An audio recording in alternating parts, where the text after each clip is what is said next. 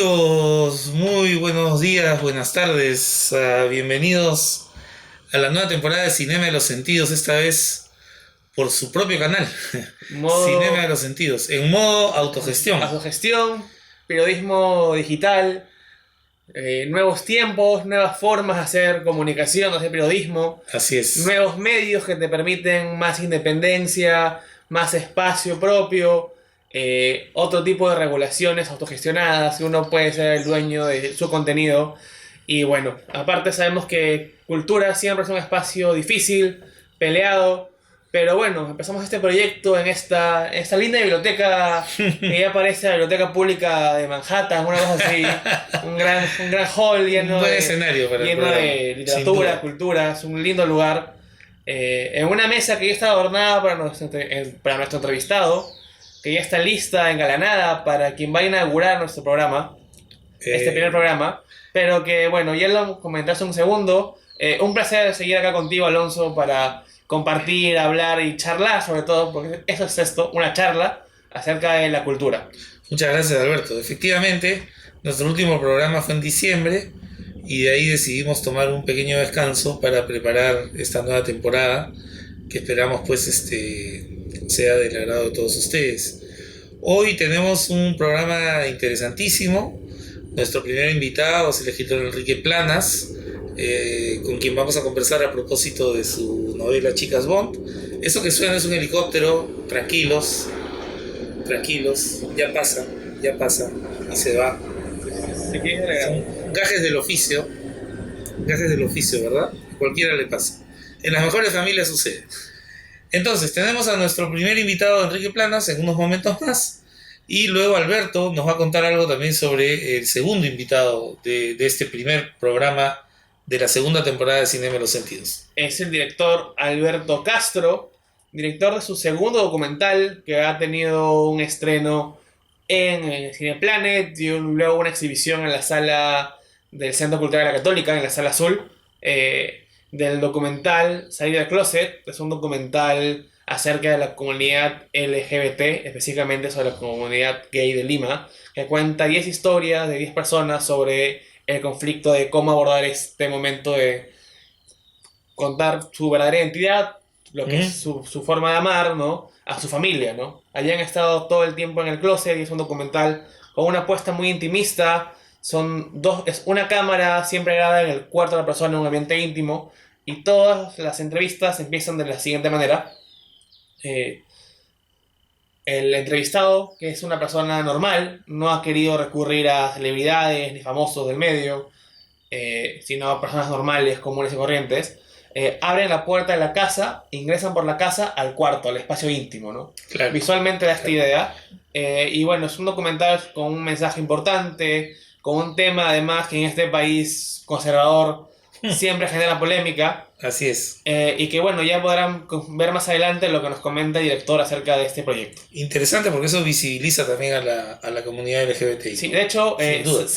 originalmente la película iba solo a estrenarse en la sala de la Católica.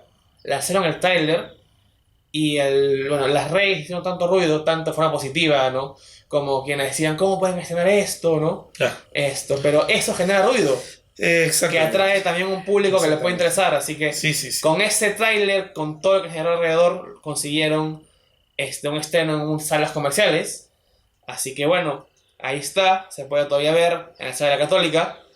Y bueno, Alonso, ¿alguna novedad de estos días que ha habido este mes fuera? Novedad no muy buena, porque ya que estamos en un ambiente tan convulso, como todos ustedes saben, eh, el ambiente político ciudadano está realmente movido, hay protestas muy fuertes contra una sucesión que empezó como constitucional, pero que está terminando con una legitimidad muy cuestionable, ¿no? En fin, eso es parte de la discusión actual. Que Pero en el terreno de cultura ha ocurrido algo que sí merece la pena mencionar y es que la Universidad de San Marcos ha decidido, no sé exactamente qué verbo utilizar, desactivar, cancelar, suspender temporalmente el centro cultural de la universidad, que como ustedes saben funcionaba bastante bien en la casona del parque universitario, Y de paso, con la caída del centro cultural, pues se desactivan también importantes instituciones como el Ballet de San Marcos, que lleva varias décadas funcionando y que ha sido uno de los espacios más importantes para la difusión de la danza clásica en el Perú. Y bueno, dicen que se trata de razones presupuestales, no me consta por ahora. Y además... y es de lamentar que un centro cultural de esta envergadura pues cierre sus puertas y deje al público sin posibilidad de acceder a los múltiples servicios que uno podía encontrar en la casona, de galerías de arte, cafetería, charlas, conferencias, presentaciones, etcétera, etcétera. Así que con esa novedad creo que vamos a dejarlo mejor ahí. Sí, este es un tiempo difícil, complejo, difícil, del cual no podemos ser ajenos como parte de ninguna la manera. Cultura nunca es ajena a la realidad nacional. De ninguna manera. En ninguno de esos ámbitos. Y bueno, ojalá que vengan tiempos mejores y desde un humilde espacio hacer un llamado al diálogo, que creo que es lo que más falta. Por supuesto, ¿no? Por supuesto. En otras noticias, el día que estamos grabando esta presentación, pero bueno, en estos días, en esta semana, se han revelado los nominados a los premios Oscar. Yo quiero destacar la participación latinoamericana en estos premios a través de 3 directores. El primero es el reconocidísimo Guillermo del Toro, Ajá. cuya versión animada de Pinocchio, o Pinocho, Una joya verdadera, ¿no? ha sido nominada a Mejor Película Animada, una maestría de animación stop motion, que es, bueno, la animación con muñecos que se hace frame por frame, mediante fotos, cuadro por cuadro, con una delicia de lo visual, una historia, bueno, ya conocida, con algún giro del toresco, con su mundo fantástico, sombrío, Así ¿no? es, así es. Yo creo que es un adjetivo propio sus mundos. Destacar también la sorpresiva aparición como productor de Alfonso Cuarón, del documental, del cortometraje francés La Pupille. Uh-huh. Es un cortometraje acerca de una niña en un coro durante Navidad, hecho por Alice Rockwacher, directora alemana, hecho en Francia y con productor de Alfonso Cuarón. El mundo desglobalizado está presente, pero bueno, presencia latina. Y finalmente, creo que la película latina más aclamada durante todo el 2022, Argentina 1985, Santiago Mitre, la película protagonizada por Ricardo Darín, que aborda el juicio a las juntas, ¿no? A las juntas de Videla, bueno, y otros militares más, porque no fue el único presidente durante el periodo de dictadura militar de Argentina. Y que, como estaba viendo un artículo de Vogue, me parece que era de IndieWire más temprano, en cualquier otro año hubiera sido la gran favorita, de no ser por la aparición de el remake de Sin Novedad en el Frente, que no solo ha conseguido nominación a película extranjera, ha conseguido 9 nominaciones en total, incluyendo también Mejor Película. Que es otra gran película además, ¿no? Sin Novedad en el Frente. Otra gran película. Bueno, hay una versión clásica que ya ganó el Oscar en los años 30. Así es. Y esta versión a mí me gustó bastante. Tiene un manejo de la cámara espectacular, que se mete en las trincheras, se explora todo lo que pasa, una coreografía de batalla de primer nivel, y que, bueno, un mensaje antibélico que a veces puede ser efectista si quieren, pero creo que igual es importante destacarlo. En Netflix, Argentina 1985 está en Amazon Prime también, y destacar, ¿no?, la presencia latina, que siempre es importante, que siempre es interesante y que siempre hay que destacar.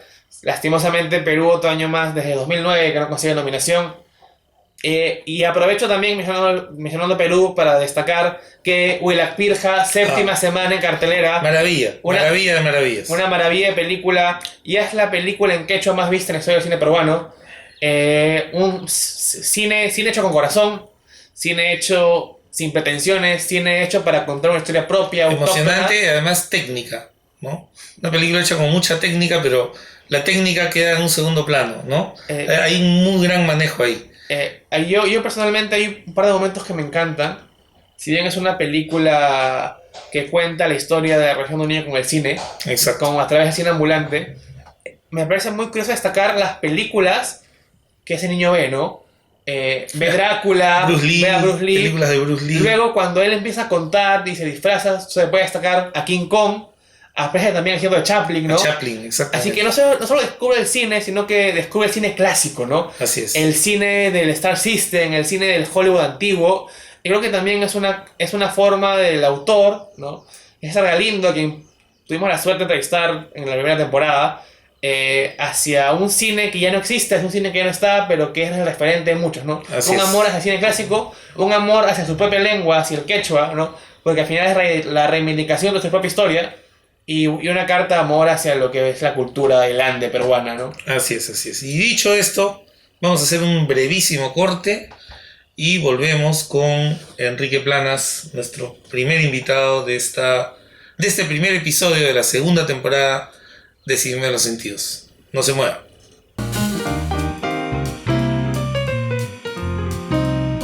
Bienvenido Enrique a Cine de los Sentidos, nueva temporada. Alonso, encantado. Muchísimas gracias por invitarme acá a tu casa, un espacio tan íntimo. Hombre, Chicas Bond.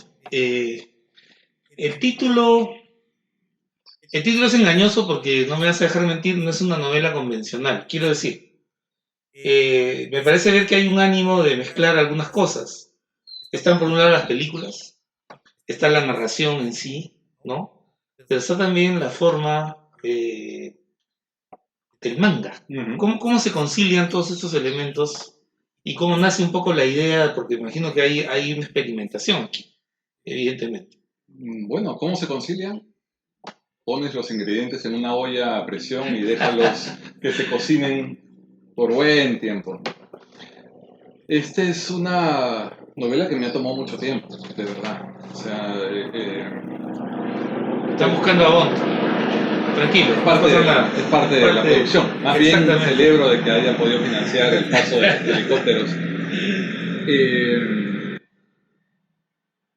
Yo después de Kimokawaii, que es la novela previa y que tiene que ver con mi fascinación por el manga, fue la primera novela en la que trabajo mucho la cultura pop japonesa, sentía de que tenía todavía algunas cosas que quería contar y que no había desarrollado en esa novela. Pero también tenía un proyecto que me da un poco de vergüenza de tan manido, ¿no? Que es querer escribir la novela del padre, ¿no? Creo que todos los escritores tenemos el proyecto de escribirla, sobre todo después de ejemplos tan maravillosos como Tiempo de Vida, ¿no? De Marcos Giral, ¿no? Tiempo de Fuga. Y otros que vienen de atrás, ¿no? Claro. La carta al padre. Pero esa novela de Marcos fue germinal para toda una generación en la que me incluyo, de escritores que querían... Creo que él vuelve a poner en escena el tema del padre, sí, ¿no? Sí, lo reposiciona. Y entonces yo tenía mi proyectito, pero con la cantidad de buenas novelas que salieron, dije, no quiero pecar de obvio o de volver a escribir algo tan... Entonces, y además también me di con la situación de que por más que yo quisiera, mi padre no era un personaje de novela, eran como muchos padres, un representante de ventas de una compañía que llegaba todas las tardes cansado a trabajar y a ver televisión en el sillón. Entonces, digamos que sobre la depresión de un sillón es difícil escribir una novela, ¿no? Claro, hay una cosa como rutinaria, Claro, ¿no? Claro, entonces, pero una vez estaba viendo Quantum of Solace, que es una de las películas más malas de la serie del último James Bond. Y siempre, ya mi papá había fallecido hacía mucho tiempo. Y dos viejitas que estaban atrás del cine, la sala estaba casi vacía, pero estas dos viejitas, cuando termina la película, se levantan y dicen, no hay nadie mejor que Sean Connery. ¿No? Pero así convencidísimas, ¿no? Qué lindas. Lindas, Más fans así, sí, totales. total. Entonces yo dije, me conmovió mucho eso, porque era lo mismo que decía mi padre cada vez que veía una película conmigo. Yo he visto con él, desde Roger Moore sobre todo. Y dije, la novela que tengo que escribir no es sobre mi padre, sino en este momento en que padre e hijo sintonizan en una película de James Bond. O sea, las películas de James Bond como pretexto para buscar un espacio común, ¿no? Un territorio en el que podamos de alguna manera sintonizar. Un encuentro, digamos, ¿no? Sí, sobre todo cuando padres e hijos no se llevan bien, ¿no? Y eso, más la obsesión por Japón, por mi entusiasmo por el manga, eh, fue coincidiendo. Entonces hubo muchos vasos comunicantes. Descubrí una película como Solo se vivió dos veces, que fue filmada por entero en Japón. Conocí la obra de Takao Saito, que adaptó las películas de James Bond, las primeras. Entonces todo comenzó realmente como este caldo, esta sopa en el que todos los ingredientes van lentamente disolviéndose a fuego lento, ¿no? Entonces, para mí es una imagen, la gastronomía siempre aporta imágenes para entender las cosas y no hay mejor imagen literaria que la de una marmita en que calientas todos los elementos y Claro. todo se disuelve, Claro. ¿no? Ahora, hay también un ánimo, en cierto sentido, metaliterario, autorreferencial. Por ejemplo, estaba pensando el final de la novela, que no voy a contar cuál es, obviamente, pero el final de la novela coincide también con... En realidad no es el final de la novela, es el final de un manga perdido sobre un episodio de Yin-No, ¿no es cierto? Entonces, es interesante porque de alguna manera estás poniendo reglas de juego más o menos novedosas también para los lectores, ¿no? Yo siempre, mi intención es jugar con espejos, que historias se reflejen en otras. Me gusta mucho jugar con la técnica, me gusta jugar con los tiempos. Eh, Siento que me gustan no las historias lineales, sino las que a partir de la técnica pueden generar volumen, ¿no? Ajá. Y en ese volumen el lector poder desplazándose, ¿no? Como si fuera también un territorio por el cual moverse, ¿no? Entonces, sí, yo me he divertido mucho con este libro, más que estar pensando en claves metaliterarias o en juegos de cuál es primero la historia que cuento o el manga que está reflejando o qué es el propósito de la búsqueda en la aventura de los dos protagonistas. Yo lo que he querido es ponerme a jugar, Alonso, y creo que una road movie, porque yo creo que al final eso es la novela, ¿no? Dos personas que van a buscar un tesoro. Claro. Y Es como la búsqueda de un manuscrito perdido. así, ¿no? es, y la certeza de que si hay alguien que es un perfecto desconocido son muchas veces nuestros padres. Claro. Ahora, tú has mencionado la palabra volumen y la palabra volumen me lleva inmediatamente a pensar también todo el trabajo crítico y divulgativo que has realizado también sobre las artes plásticas, ¿no? O sea, hay una especie también como de vaso comunicante con eso. Bueno, a mí las artes visuales me interesan mucho. Parte de mi trabajo es conversar con artistas, con creadores, y siento que hay muchas cosas de las artes visuales en el proceso de las artes que también a veces las puedo identificar con el propio trabajo de la literatura, ¿no? Claro, son análogos de muchas maneras. Sí, ¿no? y lo bonito es ir descubriendo cosas que a veces también se repiten, ¿no? El grosor de la paleta, el, esa cantidad de capas que puedes pintar, ¿no? Hay pintores que con una capa le basta o a veces dejan la tela desnuda y otros hay una cantidad de capas que haces de que no sabes qué color has encontrado porque es una suma de colores. La ardua tarea de construir un estilo, Así realidad, es, ¿no? sí, sí. Y las veladuras, ¿no? Yo siento de que el trabajo de corrección tiene que ver mucho también con un trabajo de veladuras y repasar el color y repasar y repasar. Cuando trabajo con un personaje que es un artista, que es un dibujante, también nos lleva a eso, ¿no? La disciplina del trabajo, el uso de la materia, el oficio del cortar papel, del trazar marcos, el contar con un asistente, todas esas cosas que no son oficios comunes que normalmente la gente los maneje o que fueran cotidianos para muchos, ¿no? Tienen una especie de misterio, ¿no? Claro. Y entonces Claro. a mí me gusta mucho eso, esa magia que puede haber en un estudio, ¿no? Como este estudio tuyo también. Son espacios íntimos, personales, llenos de secretos también. Claro. Tienen una vida propia, digamos, ¿no? En Mm. cierto sentido. Ahora, hablábamos de vos, me contaste esta anécdota de las viejitas. Entonces, la tentación de hacerte esta pregunta es, no la puedo esquivar. ¿Cuál es tu Bond favorito? ¿Connery también o tienes alguna otra preferencia? Para esa pregunta hay dos respuestas. A ver. La respuesta académica va la de la seria, la comprobada, definitivamente Sean Connery, ¿no? ¿Alguna película particularmente? Bueno, la película, es que es muy bonita la historia de cómo los productores de James Bond van buscando hasta que encuentran la fórmula de las películas de James Bond, Ah, correcto. ¿no? Una película, Bond no, la saga Bond no, la fórmula no aparece con la primera película, con Doctor No. Doctor No es una película muy fallida. Y para mucha gente es muy aburrida. Tú pones Doctor No hoy día en la señal en la plataforma donde actualmente la presentan y dicen para mayores de 8 años, ¿no? Porque de verdad la historia es muy fácil de leer. La segunda película, que es From Russia with Love, parece una película de Hitchcock, ¿no? Donde hay un asesinato en el tren, donde hay escenas que parecieran, francamente, que a veces son plagios de películas de Hitchcock, ¿no? Hasta que llega el tercer intento, que es Goldfinger, ¿no? Y en Goldfinger, el guión encuentra su forma, ¿no?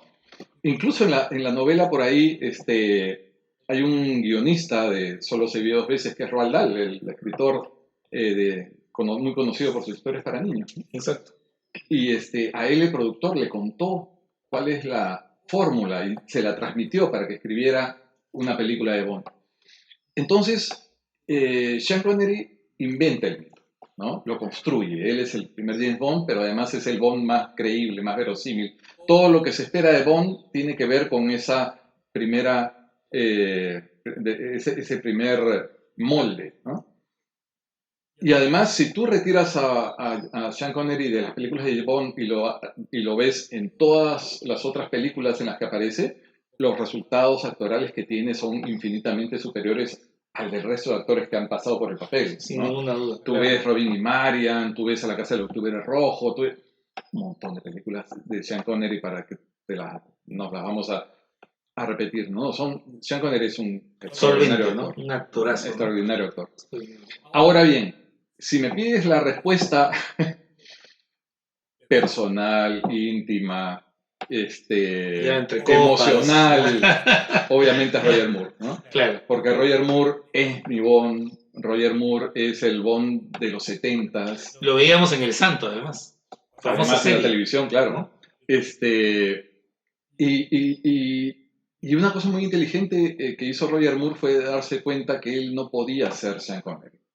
Y si hacía de James Bond, tenía que parodiar a ese James Bond de los 60s, hijo de la Guerra Fría, tenía que serlo de otra manera, ¿no? Y en los 70s y comienzo de los 80s, en los que las tensiones de la Guerra Fría habían adquirido otra consistencia, ya no se podía tener una visión tan blanco y negro de la realidad, ¿no? Claro. Entonces, no, yo creo que Roger Moore, para mí, es mi juguete predilecto. Ahora, hablando de chicas Bond, hay un nexo que ya lo has sugerido, pero me gustaría profundizar un poco más en él. Hay un nexo que has sugerido con Kimo Kawai, con anterior novela. Y que tiene que ver no solamente con el manga, sino además con la reaparición de un personaje, que es Michiko. ¿Quién es Michiko? ¿Qué significa para ti Michiko?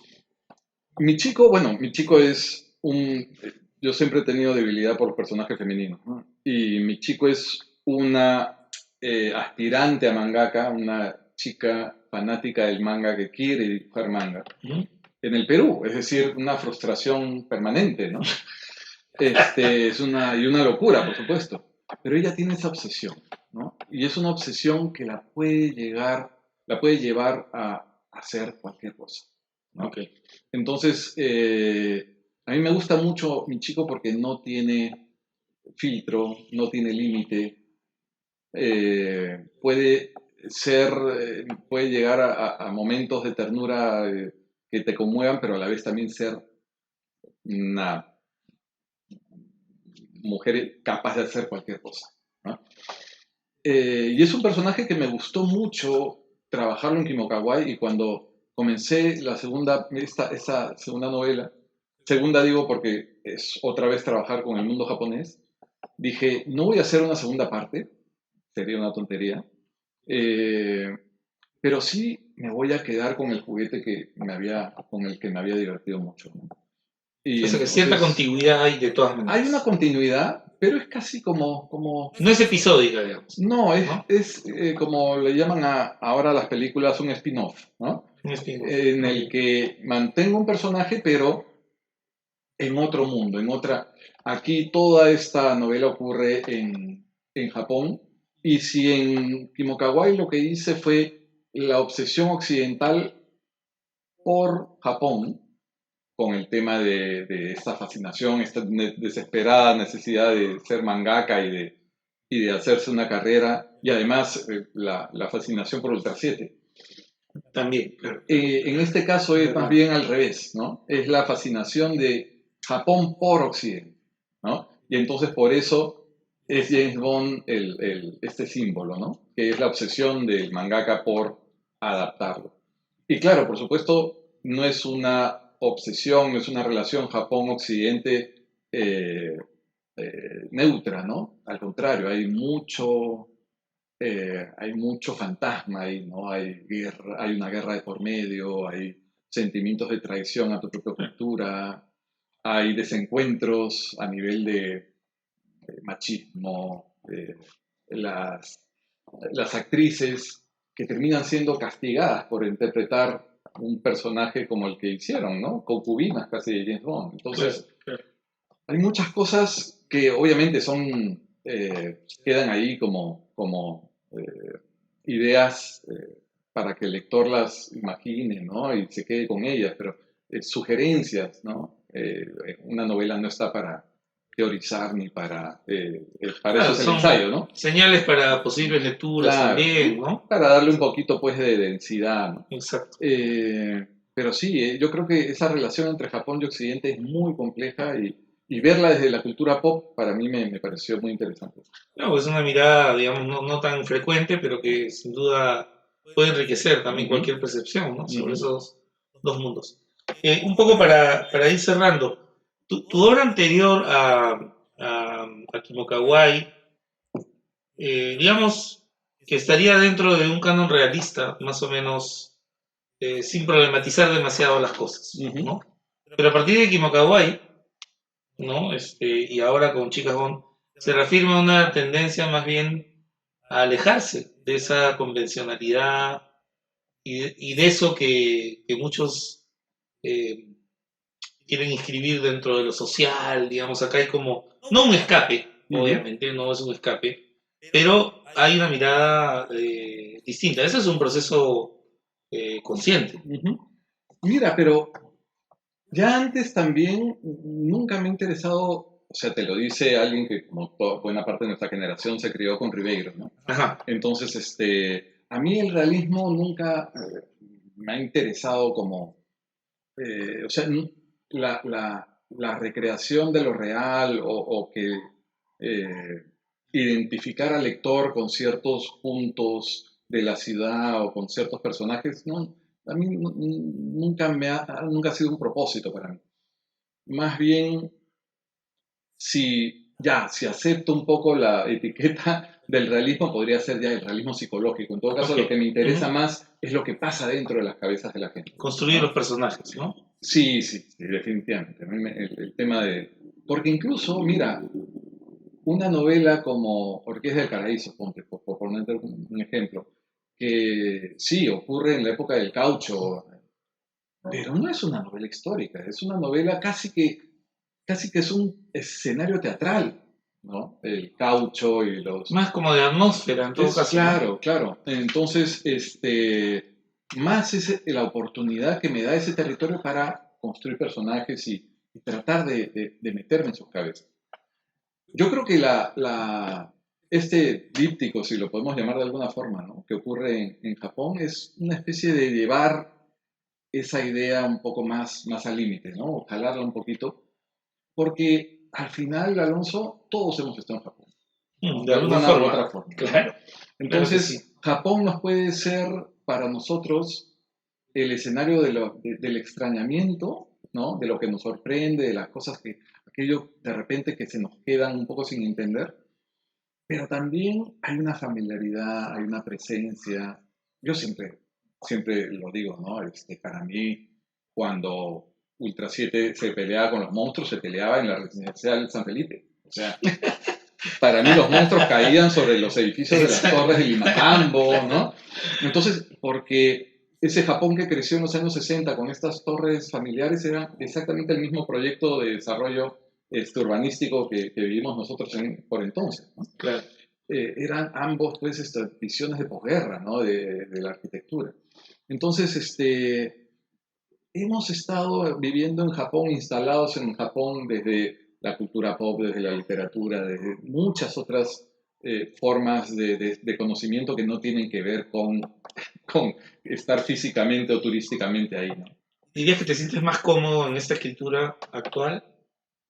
¿O que has encontrado un espacio más flexible quizá? Si lo hubiera encontrado, ya me tengo que ir entonces.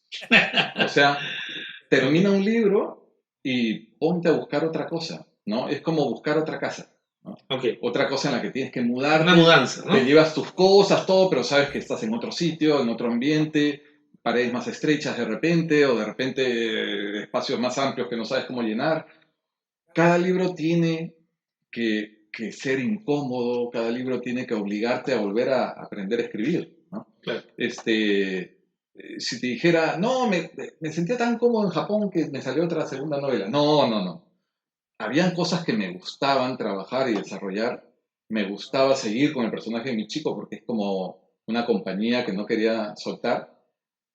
Pero yo siento que esta es la novela más difícil que he hecho. Me ha tomado, o sea, es un poco, a veces cuando entrevisto autores, por nuestra chamba, los dos somos periodistas culturales, y escucho al autor llenándose la boca cuando le ha tomado escribir tal libro. Yo a veces me fastidia un poco, pero esta novela me ha tomado mucho tiempo. Y si no hubiera sido por la pandemia que nos obligó al encierro, ¿no? Al encierro y a una conciencia de que tienes que ponerte a hacerte algo útil porque si no te vas a volver loco o borracho, Es verdad. apareció. Finalmente, proyectos futuros, yo sé que acabas de terminar una casa, no sé cuándo te vas a mudar, pero ¿hay algo en mente? ¿Hay algo flotando por ahí? ¿Alguna idea quizá? ¿Algo que nos puedas adelantar? A mí me gustaba esa frase del escritor que decía, quiero descansar, ¿no? Pero... Difícil, ¿eh? Lo que pasa es que ayer, no sé si esto es absolutamente tonto que te lo pueda contar, ¿no? Pero estoy haciendo dieta, porque tenía que bajar 20 kilos. Entonces voy 10 ya.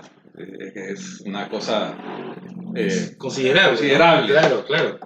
Y te lo digo esto porque uno está acostumbrado a cierta dieta y cuando por ser el año nuevo chino y vas con tus hijos al chifa y te comes un chancho con verduras, tienes toda una noche en la que no duermes, ¿no? Estás así. Exacto. Y me he llenado un cuaderno en una de las noches más horrorosas de apuntes sobre el libro que quiero hacer, ¿no? Que es algo que hace tiempo que quería hacer, pero necesitaba, digamos, una mala noche para... Una noche de chifa. Una noche de chifa. Quiero escribir sobre mi abuelo. Ya veré qué forma le doy. Al final esta novela es sobre mi padre. Claro, exacto. Está súper escondido, pero es sobre mi padre. quiero escribir una sobre mi abuelo, que una de los datos biográficos más raros que marca mi relación con él es que un día dijo que iba a comprar pan y nunca más volvió. Y entonces esa desaparición nos dejó a la familia así como, wow, durante 35 años, ¿no? Qué No se bárbaro. sabe. No, no, es impresionante, viejo. Sí, entonces sobre eso quiero escribir, sobre Bueno, ese vacío. esperaremos pues que esa historia tome cuerpo para poder invitarte nuevamente acá. Así me Muchísimas lo gracias, sientes. yo entusiasmadísimo de Muchísimas gracias compartir por tu visita, en este Quique. espacio contigo. Tu palabra, tu tiempo, ha sido muy enriquecedor conversar contigo esta tarde. Mi chica Bonnie y yo te agradecemos. Muchas gracias también. Mis amigos no se mueven con un corte, pero así, un si es no es, como decía Antonio Cisneros, y volvemos con nuestro segundo invitado. No se muevan.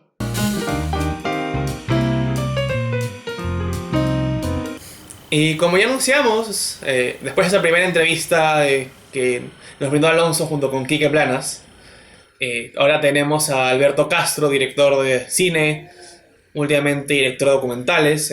Primero hizo Invasión Drag hace un par de años y ahora ha estrenado Salir del Closet, este documental que, como ya mencionábamos, cuenta la historia de 10 hombres homosexuales de la ciudad de Lima contando su experiencia personal, ¿no? Y sin más preámbulos, como ya adelantamos en el primer bloque, adelante con la entrevista y ya podrán enterarse más de la visión y la búsqueda de este director por exponer ciertos temas que son muy importantes de tocar en una sociedad tan conservadora como la peruana. Así que adelante con la entrevista.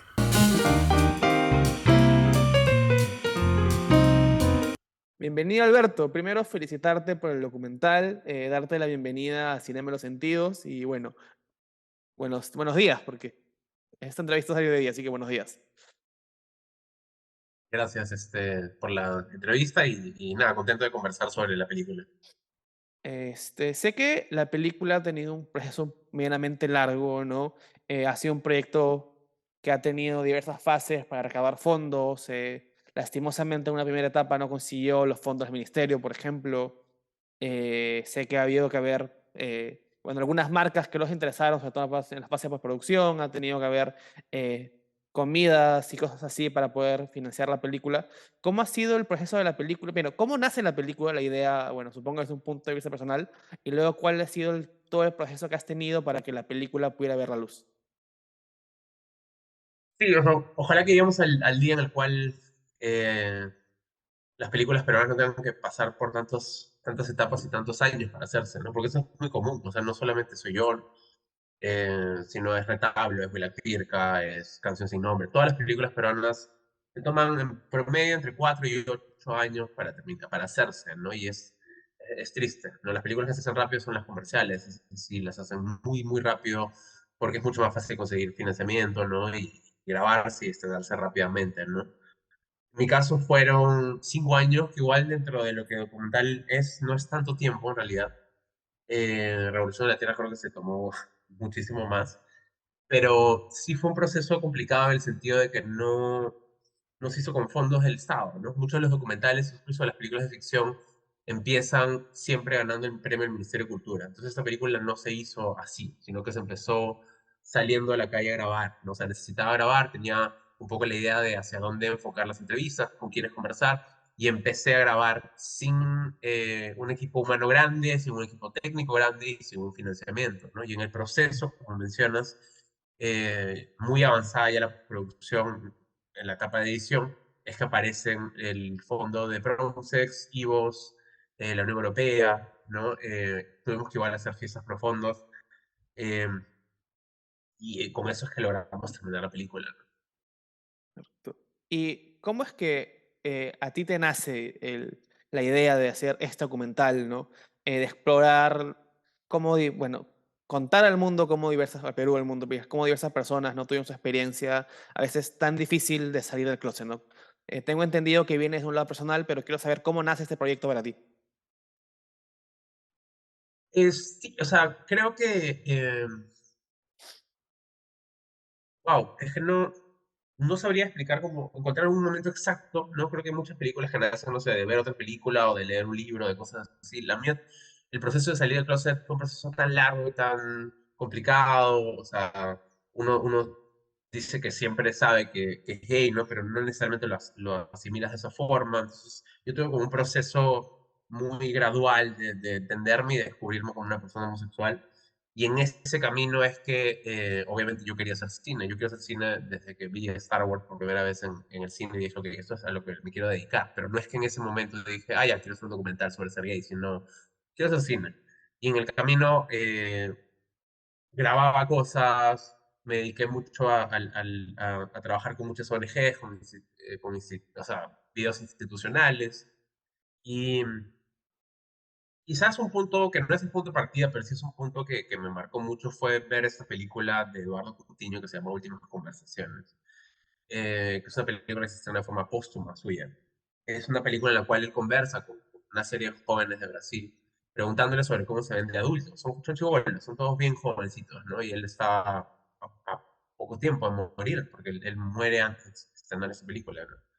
Y en la simpleza de la propuesta, de esa propuesta, es que a mí se me despierta la posibilidad de hacer un documental de ese tipo.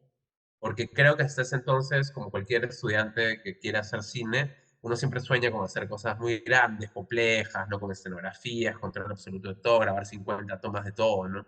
Y recién en ese momento es que me doy cuenta de que muchas de las inquietudes que yo tenía muy propias, quizás las podía expresar a través del cine, ¿no? Y quizás las voy a expresar de una forma muy íntima, muy personal y muy pequeña, ¿no? Y en el camino aparecen unas películas, ¿no? No sé si las mencioné ayer, pero en la conferencia, pero El silencio es un cuerpo que cae, es una película que me influye mucho. Las Lindas, que es una película argentina, también tiene mucho de esta pesquisa personal, de buscar cómo entender cosas muy personales, ¿no?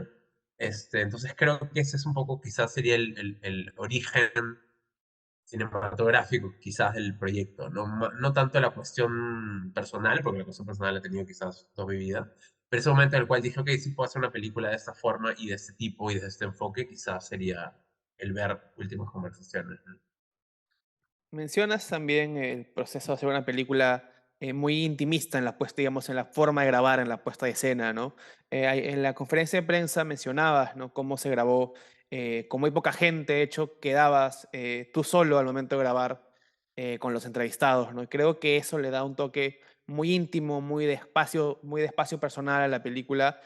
Por ejemplo, que todas las eh, entrevistas comiencen con las personas entrando entrando a su casa, ¿no? Y luego yendo hacia el cuarto, creo que es un toque muy de entrar al mundo íntimo, ¿no?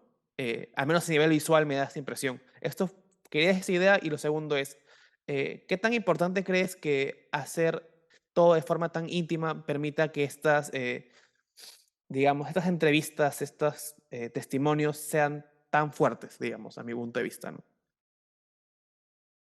Creo que nosotros que somos comunicadores sabemos que una vez que se prende la grabación de lo que estamos haciendo, la otra persona va a pensar mucho qué es lo que está diciendo, ¿no? Va a escuchar la pregunta y empezar a formular su respuesta, no vas a estar predispuesto a determinadas cosas, ¿no? Y eso pasa incluso más cuando lo trasladas al video, ¿no? Si yo me pongo un set de televisión, yo veo todas las luces, veo toda la gente, veo las cámaras y ya de por sí voy a generar determinadas imágenes hacia afuera, ¿no? Entonces yo traté, dentro de lo posible, ¿no? De generar esa sensación de que no estábamos grabando. Esa era un poco la intención, ¿no? Y para eso éramos poquitas personas, éramos solo 3 personas cada día de rodaje, ¿no? Y como tú dices, al momento ya de la entrevista en sí, eran solamente 2 cámaras y yo solamente dentro de la habitación, el sonidista estaba afuera escuchando, ¿no? Eh, y siempre la propuesta visual, como tú mencionas, era esa, o sea, ingresar al espacio más privado de uno, porque al final somos una sociedad en la cual se nos dice, ya, pueden ser gays, pero, o sea, no necesitamos saberlo, no necesitamos que estén en la calle haciendo sus marchas, vistiéndose de esa forma, sino en su cuarto, en su casa. Entonces, digamos, es el espacio que quizás dice mucho de uno visualmente, ¿no? Y a la vez es el lugar donde hemos quizás ocultado más de estas cosas. Entonces, quería que el cuarto sea este espacio en el cual conversáramos francamente de estos procesos y de las cosas que habían vivido y de los traumas, ¿no? Eh, Entonces sí, creo que es debido a eso, y no solo debido a eso, sino también a que el equipo era de chicos homosexuales. No es distinto que un documentalista, por más bueno y reconocido que sea heterosexual, se te acerque y te diga como ya, ¿cómo fue? Y mientras que el, tú conversar con otra persona que ha vivido tu mismo proceso, por más similar o distinto que pueda ser, pero digamos, te infieres con todos los miedos, los traumas, las frustraciones, etcétera, también generaba un vínculo como para de pronto ser más sincero, porque ellos sabían de que me estaban contando cosas que yo iba a entender. O sea, porque quizás las había vivido en otra forma o en formas similares, pero eso también generaba una empatía distinta, ¿no? Y por eso ayer mencionaron en la conferencia mucho esto de que es importante que nosotros contemos nuestras historias. También creo que tiene que ver con eso, ¿no? Entrando dentro de ese punto, ¿no? Que mencionas al final, ¿qué tan importante crees que se hagan películas como esta en un país marcado por el machismo, por la intolerancia muchas veces, ¿no? Poder exponer, no solamente, digamos, en la comunidad, en el caso de la comunidad gay, sino también la comunidad lesbiana, la comunidad trans, que más historias como estas se pongan dentro del debate de lo que se ofrece culturalmente, ¿no? Lo que se pueda ver y lo que permita decir, pensar, reflexionar y generar un debate, pero un debate sano, ¿no? Que en un país que a veces se ha cerrado mucho hacia este tipo de tópicos. Y no necesariamente son los sanos, ¿no? O sea, la verdad es que el solo hecho que se estrena ha levantado un montón de comentarios súper negativos y feos, ¿no? No, me imagino que Pero no sí. importa. O sea, al final creo que... O sea, hay dos cosas importantes en que se estrenen películas de contenido LGBT con personajes LGBT y con gente detrás de cámaras también LGBT, que es la reivindicación de que existimos, ¿no? O sea, creo que siguen siendo pocas las representaciones que hay públicas de personajes, de personas de la comunidad, ¿no? O sea, los podemos nombrar con dos manos, y eso, con una quizás, ¿no? Entonces, seguimos siendo muy invisibles desde lo mediático. Entonces, por un lado es bueno que la gente sepa, ok, existen muchos gays, lesbianas, hombres, mujeres trans de distintas profesiones, de distintos tipos de vida, que la han pasado de distintas formas, ¿no? Y desde el otro lado, desde la otra acera, es importante que la comunidad también se vea a sí misma. O sea, yo he crecido sin tener ningún tipo de referente de un hombre homosexual. ¿No? O sea, las pocas cosas que uno podía saber eran las noticias, que todas eran súper tristes, ¿no? De asesinatos, golpizas, cosas de ese tipo, ¿no? En las novelas siempre era como que, ni siquiera son las novelas, o sea, yo soy de los que crecí en los años 90, ¿no? Tienes todos estos talk shows, como que mi hijo es gay, y era como todo espectacularizado y llevaba a la victimización del personaje, o sea, y nunca veía como una posibilidad de continuar viviendo así, porque no veía a nadie que fuera gay y que triunfara en la vida o que trabajara o que existiera. Entonces, por mucho tiempo me sentí solo y me sentí como que era la única persona que se sentía así. Entonces, creo que por ese lado también es importante, porque hay muchos chicos, chicas que van a ver esto y más allá de que en su casa siga habiendo violencia, más allá de que quizás vivan en distritos donde no los aceptan, más allá de que no existan derechos en este país para ellos, van a sentir de que no están solos. Y eso es un montón, es muchísimo. A veces pareciera, ¿no? En el mundo moderno globalizado, cada vez se puede ver contenido que tiene una representación mucho más positiva, ¿no? Hacia todos los aspectos de la comunidad. Series estadounidenses, programas europeos, ¿no? Pero ese tipo de contenido no existe dentro de lo que ofrece muchas veces la televisión o el cine peruano. ¿Por qué crees que sí, vivimos en una sociedad que a veces va tan atrás de los cambios de aceptación social, de exposición de cierto tipo de contenidos y de permitir que todo este grupo de personas pueda tener una representatividad? O sea, ahora es este documental, pero si somos más o menos sinceros, eh, digamos, va a ser el mayor estreno que va a haber dentro de lo que puede ser contenido que reivindica un poco y que pone en debate lo que es las experiencias de la comunidad, de las experiencias parte de la comunidad LGTBI, ¿no? Se me ocurre alguna otra película en los últimos años que ha tenido un estreno pequeño, ¿no? Dentro de todo, pero no existe algo sostenido ni constante en lo que es la representación, mientras que tú ves ahora muchas, digamos, series estadounidenses, películas estadounidenses o contenido de otros países, y es mucho más constante. ¿Por qué crees que se debe esto en nuestra sociedad? Porque en esta sociedad no se permite abrirse a eso. Porque o sea, seguimos siendo una sociedad muy conservadora, ¿no? Ser de los pocos países de la región que no, o sea, solo Venezuela creo que es el único otro país que no tiene ningún tipo de legislación hacia la comunidad LGBT, ¿no? Entonces, y es transversal a cualquier tipo de espectro político. O sea, ni siquiera ya se trata de izquierdas, derechas. Hay muchos analistas políticos del mundo que dicen como que se sorprenden ver que una izquierda peruana sea tan conservadora desde el lado social, ¿no? Entonces, al final no se trata ni siquiera desde ese lado, se trata de, en general, nuestra sociedad es muy religiosa, es muy machista, o sea, que siguen habiendo tantos feminicidios en nuestro país todos los días, es una sociedad muy homofóbica, es una sociedad muy, no sé, muy restringida en muchas cosas, ¿no? Y todas las cosas de comunidad LGBT y de, claro, que no hay más representación quizás de eso, pero o sea, ni siquiera es solo eso, o sea, que una película como Willakpirka nos sorprenda tanto, que una película hecha, o sea, grabada en quechua, nos sorprenda tantísimo porque está yendo a ver un montón de gente, es, dice mucho de qué tipo de país somos, ¿no? No, O sea, claro. que Pax en su momento también haya hecho, o sea, somos un país que tiene deudas con muchas comunidades, no solo la LGBT, ¿no? O sea, No, somos no, un sí, país muy estamos de acuerdo. fragmentado, entonces nos falta mucho desde el arte cambiar, darle espacios a nuevas voces, a distintas personas subrepresentadas, ¿no? Creo que, y eso incluye a la comunidad LGBT tanto como incluye a todo lo que es el resto del Lima, o sea, el resto del país fuera de Lima, ¿no? Entonces, hay muchas cosas aún por hacer, creo, en este país. Y lamentablemente, y eso creo que siempre es lo más duro a veces escuchar, ¿no? Obviamente hay problemas estructurales, sociales muy grandes en nuestro país. Y muchas veces se siente que la lucha de la comunidad no es tan urgente quizás como otras luchas, ¿no?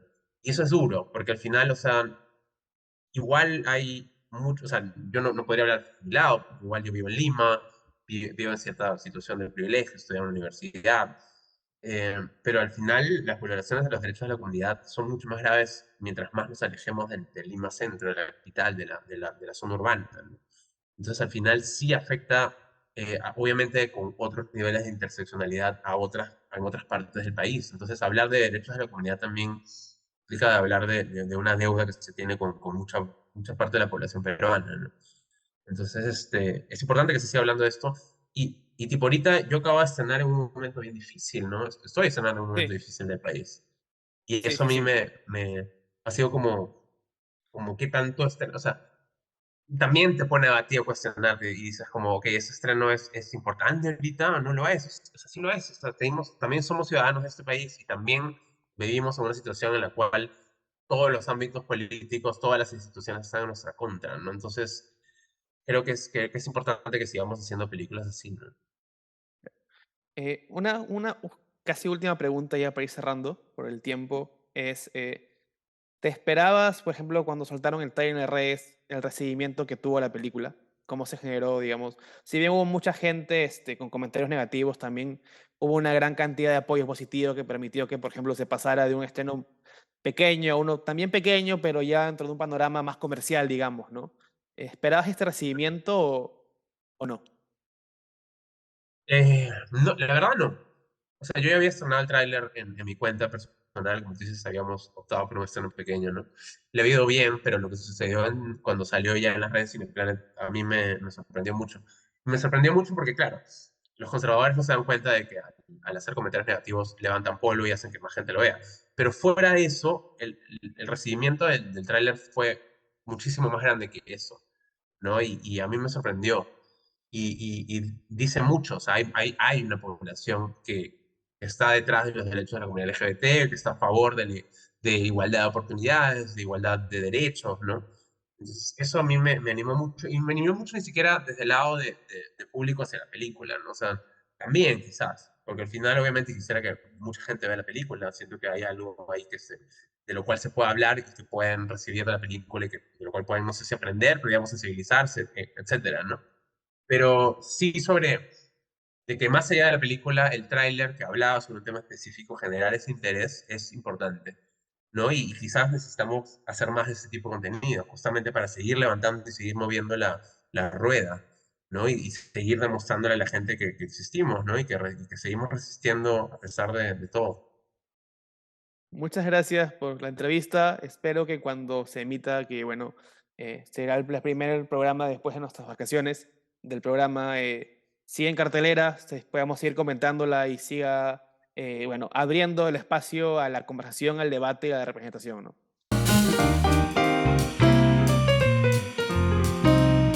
Muy bien, Alonso, creo que esa ha sido la primera entrevista, el primer programa de esta nueva temporada, pero no hay nueva temporada sin cambios, ¿no?